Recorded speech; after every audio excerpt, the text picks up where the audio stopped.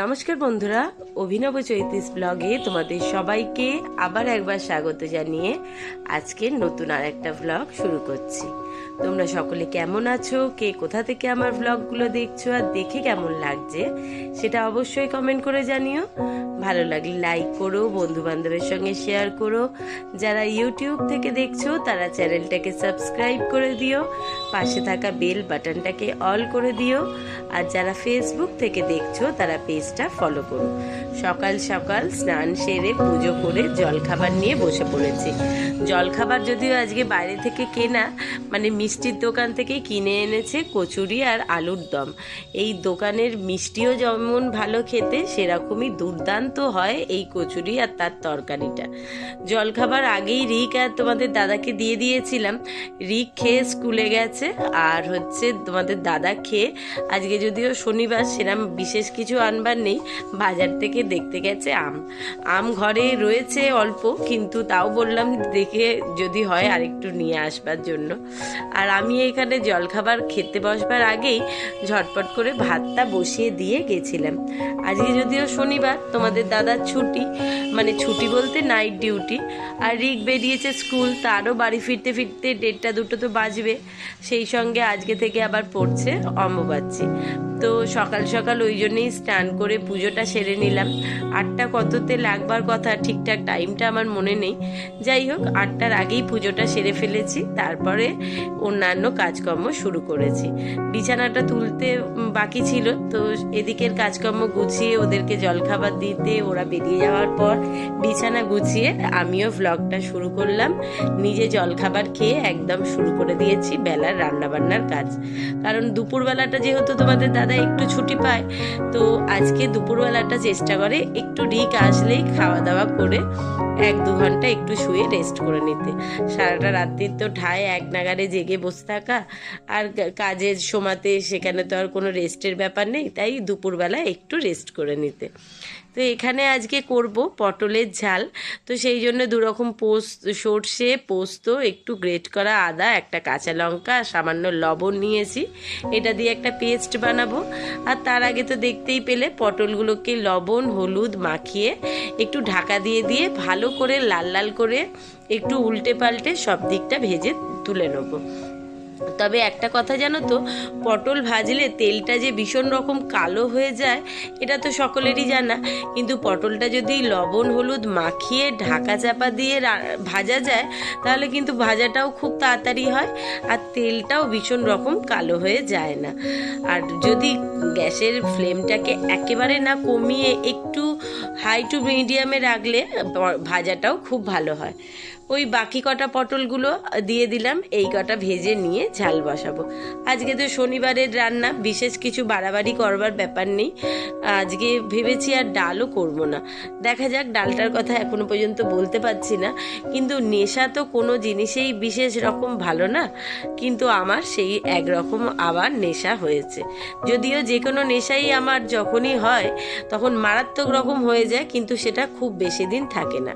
সেই নেশাটা হচ্ছে এই যে গরম পড়েছিল তখন থেকে যেই আম সেদ্ধ করে আমের শরবত বানিয়ে বানিয়ে খাচ্ছিলাম, সেটা এতই নেশায় ধরে গেছে। মাঝখানে কিছুদিন একটু কম হয়েছিল, কিন্তু আবার যেই গরম বেড়েছে আর সেই সঙ্গে সঙ্গে বেড়ে গেছে এই আমের শরবত খাবার নেশা। বারবার তোমাদের দাদাকে দিয়ে রোজ কাঁচা আম আনাচ্ছি, সেটাকে সেদ্ধ করে শরবত বানিয়ে ওরা যতটুকুটুকু খাচ্ছে, বাদবাকিটা ফ্রিজে বোতলে ভরে রেখে দিচ্ছি। আর সময় সুযোগ বুঝেই গরম লাগছে দেখছি আর টুকটুক করে অল্প অল্প ঢালছি। আর সেই থেকেই হচ্ছে এই ঠান্ডা লাগার কারণ। গলায় এত ব্যথা হয়েছে, কথা বলতে কিন্তু বেশ কষ্ট হচ্ছে, এমনকি খাবার খেতেও বেশ গলাতে দেখছি ব্যথা পাচ্ছি। কিন্তু কি করব, নেশা এমন জিনিস ছাড়তে পারছি না, এমন লোভ টুকটুক করে খেতেই হচ্ছে। এখানে ওই ভেজে রাখা তেলটার মধ্যেই বেটে রাখা সর্ষে পোস্তর পেস্টটা দিয়ে একটুখানি তাতে স্বাদ মতো লবণ, মিষ্টি, হলুদ, লঙ্কা, কাঁচা লঙ্কা সব দিয়ে পটলগুলো দিয়ে একটুখানি ফুটিয়ে নিচ্ছি। এটা একটুখানি গ্রেভিটা ঘন হয়, বেশি ঝোল পাতলা হলে ভালো লাগে না। আর এখানে প্রায় 150 গ্রাম মতো একদম মোষের দুধের টক দই নিয়েছি। দইটা যেমন টেস্ট সেই রকমই ঘন, আর এই দই দিয়ে যে কোনো রান্নাই কিন্তু একদম ফাটাফাটি হয়। ওই দইটার ওপরেই একদম পটলের ঝালটা ঢেলে একটুখানি নাড়াচাড়া করে ঢাকা চাপা দিয়ে রাখলে পরে এমন সুন্দর একটা তেল বেরোয় দই থেকে, আর কাঁচা লঙ্কার ফ্লেভার ও জাস্ট ফাটাফাটি। আর এখানে রিক যেহেতু শনিবার একটুখানি সয়াবিনটাই খেতে ভালোবাসে, ওই দিয়ে ভাত খায়, পটলের গ্রেভি নেবে কিন্তু পটল খাবে না, তো সেই জন্য এখানে একটু অল্প করে সয়াবিন সেদ্ধ করে রেখেছিলাম, সেটা ঝটপট করে একটুখানি কষা করে নেব। আলু পোস্ত আগেই হয়ে গেছে, পটলের ঝাল, আলু পোস্ত, সয়াবিন, আর ওদিকে ভাত হয়ে গেছে, নেবে গেছে। শরবতও করে সকলকে দিয়ে আমি অল্প খেয়ে বাদবাকিটা ফ্রিজে ঢুকিয়ে রেখেছি। এই হচ্ছে দুপুরের মেনু। রিকও এসে গেছে সকালবেলা একবার স্নান করে গেছে, আবার এসে ঢুকেছে বাথরুমে। এই সোয়াবিনটা হয়ে গেলে নাবিয়ে নিয়েই সকলে একসঙ্গে খেতে বসে যাব। এই সোয়াবিনটা তো রান্নাও হয়ে যায় খুব তাড়াতাড়ি, নিরামিষের দিনে কিছুই না, একটু টমেটো, আদা, জিরে, লবণ, মিষ্টি, হলুদ, লঙ্কা, তার সঙ্গে একটুখানি হিং ভেজানো জল দিয়ে ভালোভাবে এটাকে কষিয়ে নেব। তারপর সোয়াবিন দিয়ে ভালোভাবে নাড়াচাড়া করে ওপর দিয়ে একটু ঘি, গরম মশলা দিয়ে নাবিয়ে নিলে খেতেও হয় দারুণ সুন্দর। খেতে শনিবার দিন বেশ শুকনো ভাত মাখিয়ে নিরামিষের খাবার বলে বোঝা যায় না, দারুণ সুন্দর খাওয়া হয়ে যায়। যাই হোক, মোটামুটি মশলাটা কষানো হয়ে গেছে, তেল ছাড়তে শুরু করে দিয়েছে বলে তাই সোয়াবিনটা দিয়ে দিলাম। চলো এটাকে দিয়ে নাড়াচাড়া করে নাবিয়ে নিয়ে ঝটপট করে দুপুরের খাওয়া দাওয়া সেরে নেওয়া যাক।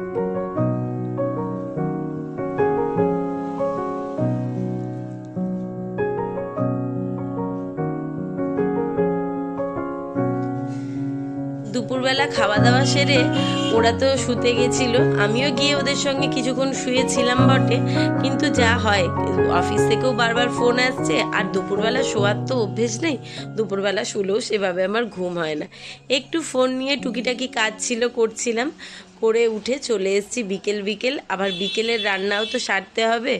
দাদা যদিও বেরোয় বেশ খানিকটা লেটে, তাহলেও রান্না বান্নার কাজটা সারা থাকলে মনে হয় যেন নিজে অনেকটা বেশি ঝরঝরে অনেকটা কাজ সারা হয়ে গেছে। তো ওখানে সিমই করব বলে দেখতেই পেলে দুধটা বসিয়ে নিয়ে একদম ফুটিয়ে সিমইটাকে ভেজে রেখেছিলাম, ওটা দিয়ে একটু কাজু, কিশমিশ আর পরিমাণ মতো চিনি দিয়ে ফুটিয়ে নাবিয়ে রেখেছি। আর আলুর দমের আলুটা সেদ্ধ বসিয়ে দিয়ে বসে পড়েছি রাত্রের জন্য ময়দা মাখতে। ময়দাও মাখা হয়ে গেছে, এটাকে তেল মাখিয়ে আর একটা ভিজে কাপড় ওপর দিয়ে ঢাকা দিয়ে রাখলাম, তাহলে ময়দাটা দারুণ সুন্দর সেট হয়ে যায় আর সুন্দর ওপরটা বেশ খড়খড়ে মতো হয়ে যায় না। এবার ঢাকা দিয়ে আগে আলুর দমটা করে নেবো, তারপর এটা থেকে রাত্রিরে যে যা বলে, মানে লুচি বললে লুচি আর পরোটা বললে পরোটা। শনিবার দিনের এই একটা তো জানাই কথা যে শনিবার রাত্রিবেলা মানেই ময়দাটা মাখা হবেই। এবার সেটা থেকে যদি বলে লুচি হবে তাহলে লুচি, আর নাহলে পরোটা বললে সেটা পরোটা। তো আজকে একটু আলুর দমটা মনে করলাম একটু ভালো করে করি আর কি। তো এখানে একটু ফোড়ন দেবো বলে গোটা জিরে, গরম মশলা রেডি করেই রেখেছি, তেলটা গরম হয়ে গেছে বলে দিয়ে দিলাম। আর আলুটাও সেদ্ধ করে ছাড়িয়ে পিস পিস করে কেটে নিয়েছি। আর ওখানে দেখতে পেলে মিক্সির মধ্যে পোস্ত, কাজু বাদাম একটু নিয়েছি, ওটাকে একটু কাঁচা লঙ্কা দিয়ে বেটে একটা পেস্ট বানাবো। আর এখানে আলুটার মধ্যে লবণ, হলুদ, লঙ্কা, টমেটো, আদা, একটু হিং সব দিয়ে কষাচ্ছি।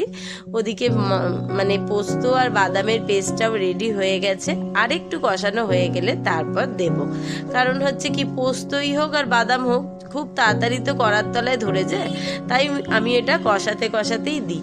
এটা তো বেশ খানিকক্ষণ এখনো কষানো চলবে, তো ততক্ষণে পোস্ত আর বাদামের থেকে পুরো কাঁচা গন্ধটা চলে যাবে, আর আলুর দমটাও বেশ শুকনো শুকনো ভাজা ভাজা হয়ে যায়। আর এরকম ভাজা ভাজা শুকনো শুকনো আলুর দমই খেতে ভালোবাসে রিক। এমনি যে কোনো আলুর দমই খুব একটা ঝোল ভালোবাসে না, একটু গ্রেভি থাকলে আলাদা কথা, নালে এরকম শুকনো আলুর দম আবার ওর ভীষণ পছন্দ। যাই হোক, পায়েস আর আলুর দম দুটোই রেডি, ময়দাও মাখা আছে। এরপর একটু দেরি করে নেচি কেটে শুধু লুচিগুলো ভেজে নেব। তার আগে চলো ঝটপট গিয়ে সন্ধে পুজোটা দিয়ে আসি।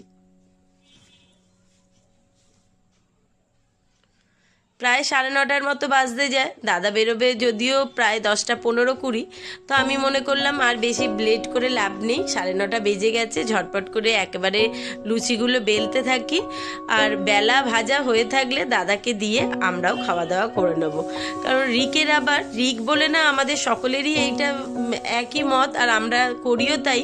কিন্তু কখনো সখনো কোনো দিন একদিন হয়তো রিক কোচিং থেকে এসছে, বা ওর একদিন কারোর আগে খিদে পেয়ে গেছে, বা আমাদের কাজ আছে, বা তোমার দাদা নাইট ডিউটি, ও আগে বেরোবে, তো কাউকেই যদি বলি ঠিক আছে যার তারা আছে বা যার খিদে পেয়েছে যে বেরোবে তার খাবারটা আগে দিচ্ছে, খেয়ে নিক, পরে আমরা খেতে বসবো, সেটা রিকের একেবারেই পছন্দ নয়। আবার সেই সঙ্গে তোমাদের দাদারও, ওদের দুজনের একটাই বক্তব্য, দুপুরবেলার খাওয়াটা প্রায় বেশিরভাগ দিনই আলাদা হয়, তাই রাত্রিবেলা সকলে যেমন করেই হোক না কেন একসঙ্গে খেতে বসবো।